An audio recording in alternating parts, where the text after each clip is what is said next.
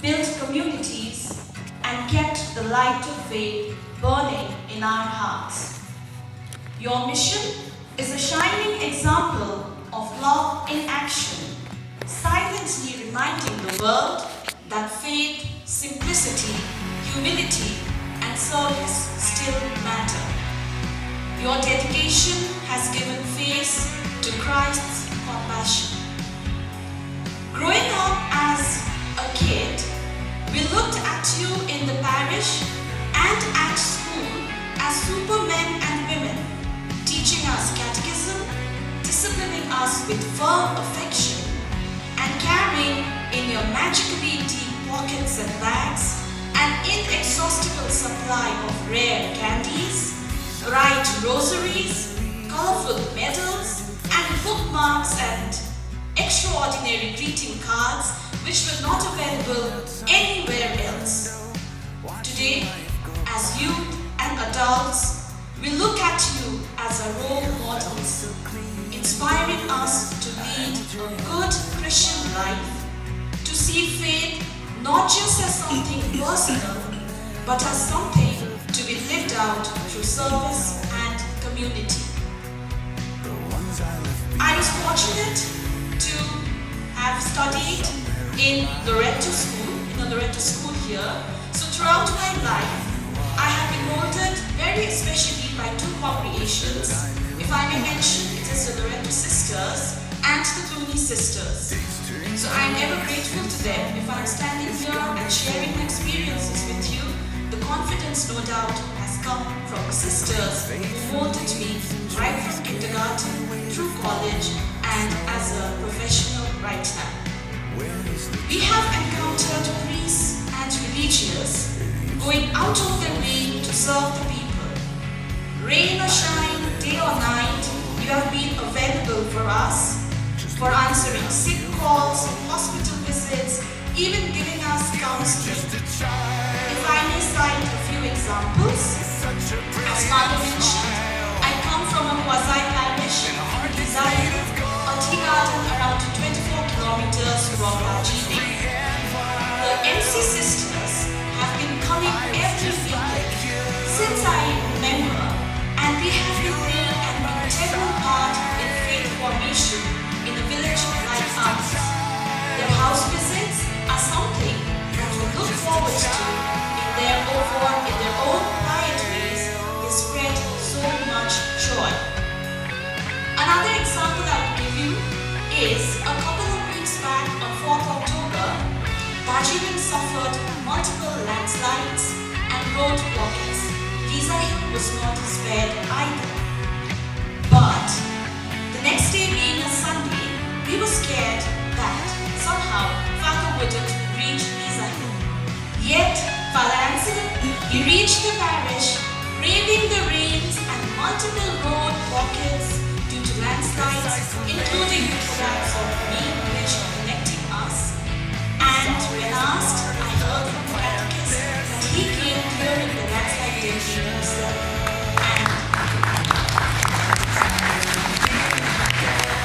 So we did not miss our Sunday Mass, no matter what the situation. During the 104 days strike due to political strife here in Darjeeling in 2017, another example of how we never missed Sunday Mass was due to the effort of the then priest in charge, who would walk all the way from Darjeeling every weekend, covering the entire route on foot, just like our pioneering missionaries of yesteryears. And who can ever forget the risk of life you took up cheerfully to cater to the sick and bury the dead during the COVID lockdown.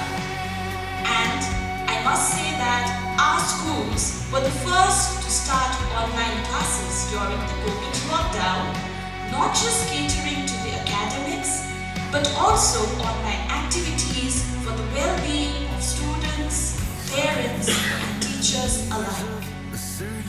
In this digital world, we marvel at your adaptability to the changing times. The use of social media platforms by priests and religious has greatly helped in connecting with the masses, especially the youth, who often find inspiration and guidance through your online presence. Seeing you in your habit, your clerical attire evokes admiration and curiosity, prompting many young people to learn more about your vocation, your congregation, and the deeper meaning of your mission. Yet, at times, we feel that, just like us, the young people, you too are judged, misunderstood, and underappreciated, and to human frailties brutally scrutinized. There are a few suggestions or expectations from a youth's point of view which I would like to share with you in general. Living in today's fast-changing world, young people now are surrounded by distractions and questions that didn't exist before. We long for guidance, for someone who understands our struggles, listens to our doubts, and helps us discover faith in the midst of chaos. Sometimes we feel that the connection between the youth and religious is growing distant. We need you to be more present and approachable. The mission of religious life must continue to go beyond institutions. While schools, hospitals, and centers of service remain vital, there is also a growing need for pastoral closeness. Empathy is another expectation. We need you to understand our world, the pressures we face, the noise of social media, the confusion about our identity and future. Often young people struggle silently, afraid of being misunderstood. We long for religious who listen first and guide later, who makes us feel heard and accepted before admonishing us.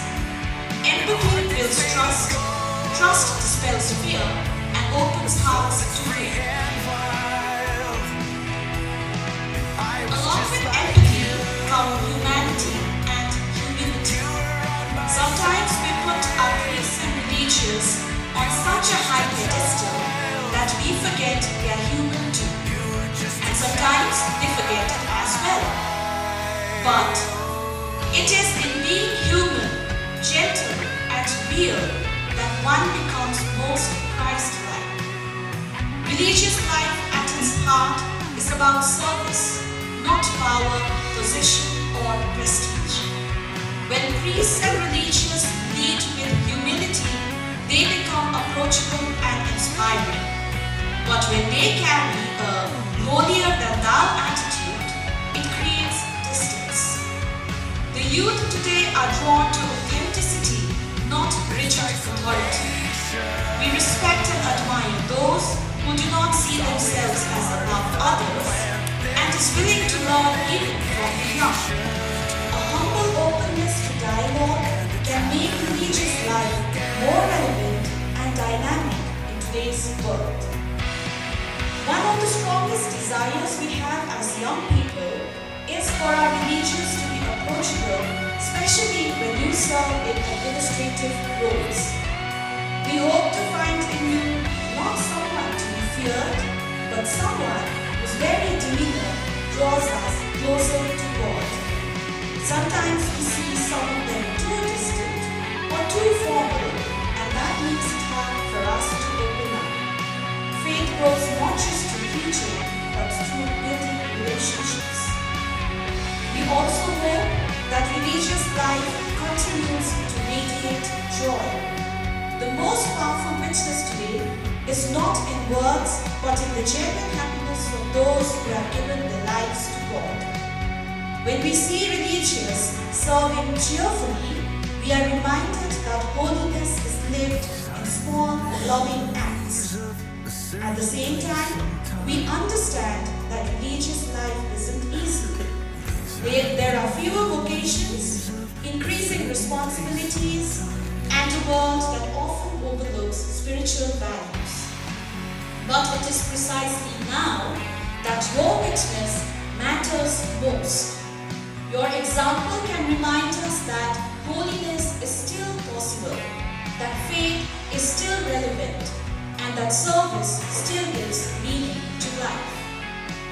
We recognize your human nature, yet we look up to you as role models, people who strive to be better human beings, who remain open-minded and compassionate.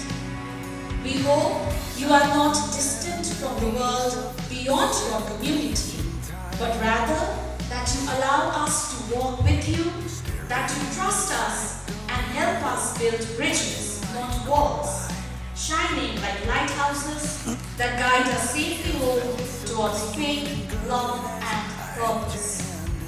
In conclusion, my earnest prayer is thus: may every priest, brother and sister continue to be a reflection of God's tenderness, and may we, the youth, learn from their example to live our own lives with the same spirit of joy, service and faith.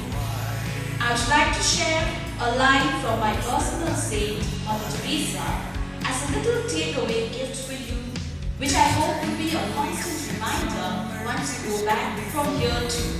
I quote Mother Teresa, "Let no one ever come to you without leaving better and happier."